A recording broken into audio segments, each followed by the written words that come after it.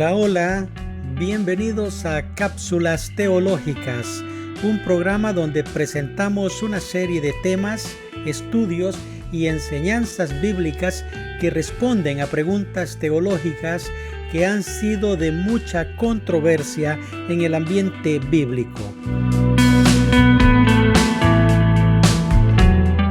Y ahora con ustedes el tema de hoy.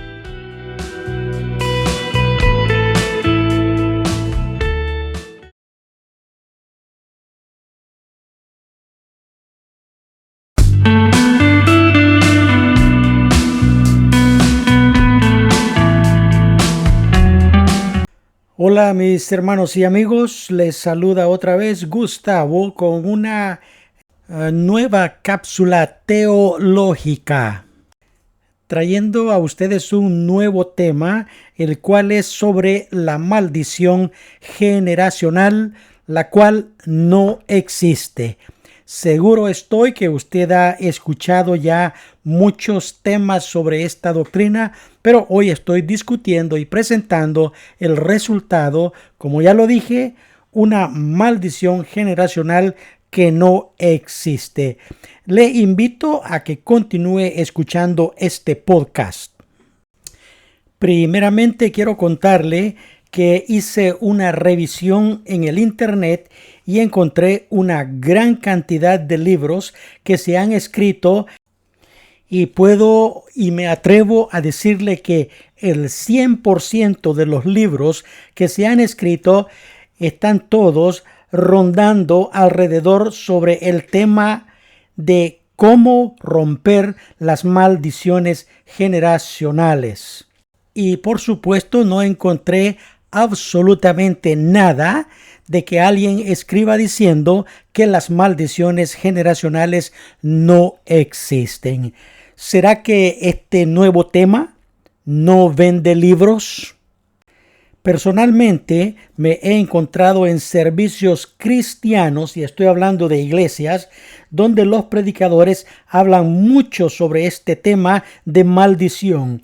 Y al final del servicio comienzan desde los estrados a hacer un llamado a las personas para orar y romper las maldiciones generacionales, tales como el alcoholismo, las enfermedades, las brujerías, la prostitución, el homosexualismo, las enfermedades que las personas tienen de cualquier índole, incluyen las migrañas también, los cánceres, y así la lista continúa en cada servicio.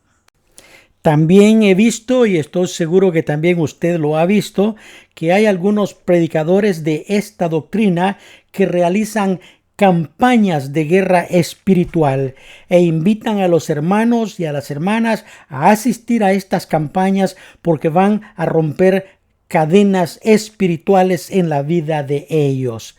Y también ya existen libros escritos sobre este tema como cómo romper las maldiciones generacionales o las oraciones para romper maldiciones generales o la guerra espiritual en contra de las maldiciones generacionales. También quiero compartirle que durante mi vida ministerial me encontré con una persona, y digo una entre tantas, ya creyente, proveniente de otra congregación, y tuvimos la oportunidad de conversar sobre este tema. Esta persona me confesó que tenía intenciones de suicidarse, pero no, porque no podía cargar más con la maldición generacional que en su iglesia le habían dictaminado. Lamentablemente así lo habían doctrinado y estaba tan confundido, y que a pesar de las oraciones para romper esa maldición, esta gente aún seguía con el problema. ¿Cuál era el problema? Era en la piel, y le sugerí que viera a un dermatólogo, o sea, un especialista de la piel, para que pudiese recibir un tratamiento médico. Y ahora yo me pregunto, ¿cuántas de las personas que están escuchando esta cápsula han pasado situaciones similares? Si usted es una de esas personas, yo le invito a que comente sus casos en la sección de textos de este podcast. Lamentablemente, así encontramos este tipo de problemas con esta falsa doctrina de la maldición generacional. Si usted observa, este tipo de doctrinas solo crea un sentido de culpabilidad en el corazón de las personas, y esto, hablando espiritualmente, es muy peligroso. Entremos ahora un poco más en materia. ¿Cuál es la doctrina de la maldición generacional?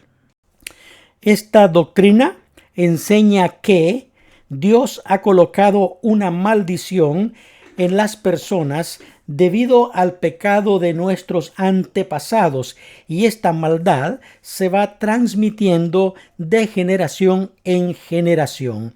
Enseñan que toda persona, incluyendo a los cristianos nacidos de nuevo, siguen cargando con maldiciones generacionales. Y si tiene dudas sobre esto, pregúntese, ¿por qué entonces siguen rompiendo cadenas de maldiciones en la vida de los mismos creyentes? Y esto lo mencioné al principio.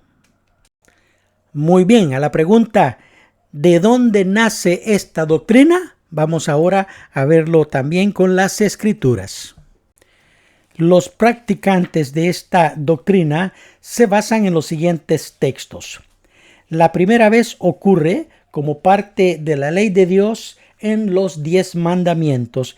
Y leo Éxodo 20, versículo 4, que es el segundo de los 10 mandamientos. Ahí dice: no te harás imagen ni ninguna semejanza de lo que esté arriba en el cielo, ni abajo en la tierra, ni en las aguas debajo de la tierra. El 5 dice: no te inclinarás a ellas ni las honrarás, porque yo soy Jehová tu Dios, fuerte, celoso. Y observe lo que continúa: que visito la maldad de los padres sobre los hijos hasta la tercera y cuarta generación. Y repito esto: de los que me aborrecen. La segunda vez lo leemos como una repetición del mandamiento en Éxodo capítulo 34, versículo 6, y nuevamente ahí nos dice esto: y pasando Jehová por delante de él, proclamó: Jehová, Jehová, fuerte, misericordioso y piadoso, tardo para la ira y grande en misericordia y verdad, que guarda misericordia a millares, que perdona la iniquidad, la rebelión y el pecado, y que de ningún modo tendrá por inocente al malvado. Y agrega el versículo: que visita la iniquidad de los padres sobre los hijos y sobre los hijos de los hijos hasta la tercera y cuarta generación. Y por una tercera vez, Moisés, intercediendo ante Dios por su pueblo para que Dios no los destruya, le dice en Números 14, 18: Jehová, tardo para la ira y grande en misericordia, que perdona la iniquidad y la rebelión, aunque de ningún modo tendrá por inocente al culpable, que visita la maldad de los padres sobre los hijos hasta los terceros y hasta los cuartos. Ahora vamos a la parte analítica de los textos. La primera vez que leemos este texto ha sido en las leyes de Dios, luego en Éxodo y Números, y estas eran solamente repeticiones del mandamiento de la ley. Por eso se repiten estas palabras en los textos posteriores, y si usted nota, se usan las palabras iniquidad y maldad. Estas palabras incluyen el significado de perversidad y corrupción. Así que ahora veamos el significado correcto de la escritura. En primer lugar, esta ley de Dios no habla de maldición, sino de maldad de los padres.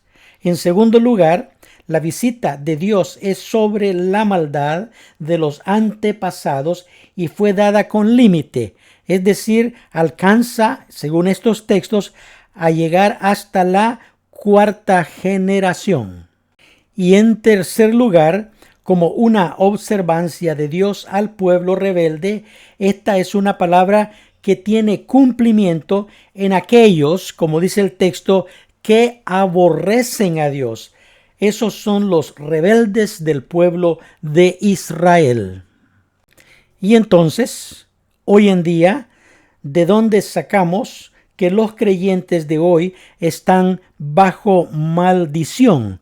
Yo pregunto, ¿acaso Dios maldice a sus hijos? Ahora, permítame hablar de la palabra usada en estos textos y que erradamente en nuestros días la están utilizando como maldición. En Éxodo 25 dice, porque yo soy Jehová tu Dios, fuerte, celoso, que visito la maldad de los padres sobre los hijos hasta la tercera y cuarta generación, y subrayo, de los que me aborrecen. La palabra usada en este texto es maldad, que según el hebreo utilizado es avon, cuyo significado es perversidad, culpa, iniquidad, maldad, pecado. Por lo tanto, lo que ahí dice es que Dios visita la maldad, no que maldice. Esto significa que por el error y la mala decisión de los padres, los hijos cargan y sufren las consecuencias de los errores de los padres. Y así observamos que en este texto no se usa la palabra maldición. Interesante, ¿no es verdad? Bueno, esto significa que lo que seguía a las 4 generaciones posteriores eran las consecuencias de la maldad de los padres, pero si estos se volvían a Dios, esas consecuencias terminaban. Por eso dice, de los que me aborrecen. Y para comprender mejor el uso de la palabra maldición, vale la pena ver un ejemplo y su aplicación en este texto. Proverbios 20 dice, al que maldice a su padre y a su madre, se le apagará la lámpara en oscuridad tenebrosa.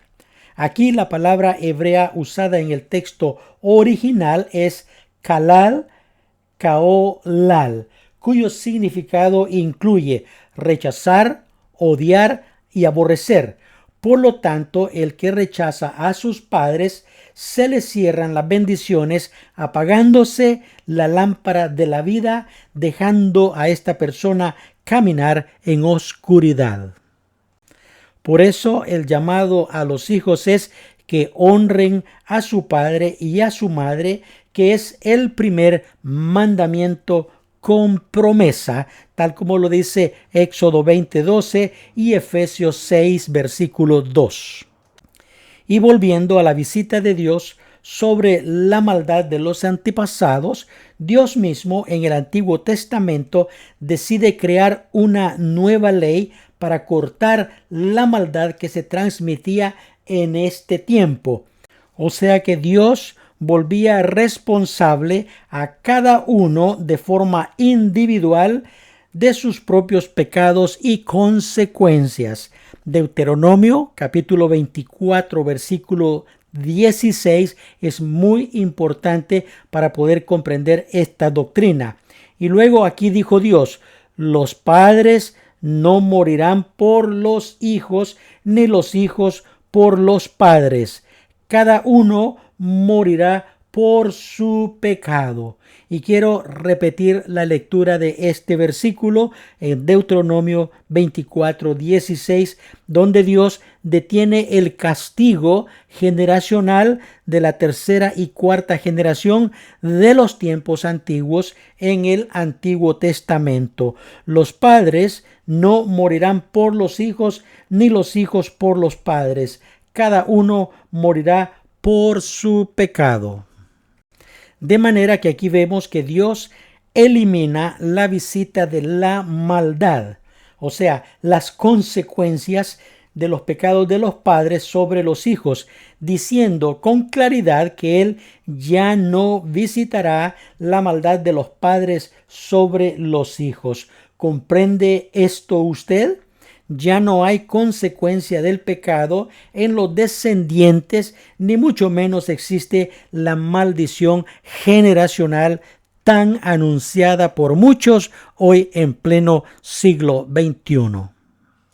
Y luego, para confirmar la confusión existente entre el pueblo de aquel entonces, ya que esto lo habían adoptado como un refrán muy común entre ellos, Dios nuevamente habla por medio del profeta Ezequiel, quien dijo, veamos el capítulo 18, versículo 1, y vino a mí palabra de Jehová diciendo, ¿qué pensáis vosotros, los que usáis este refrán sobre la tierra de Israel?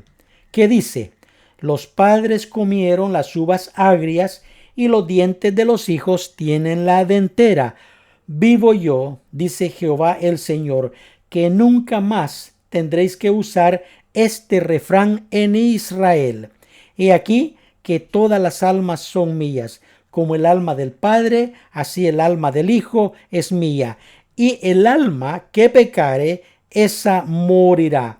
El alma que pecare, esa morirá. El Hijo no llevará el pecado del Padre, ni el Padre llevará el pecado del Hijo. La justicia del justo será sobre él, y la impiedad del impío será sobre él. Yo pregunto, ¿qué opinan entonces o qué dicen los predicadores de la maldición generacional con este texto que he ya leído?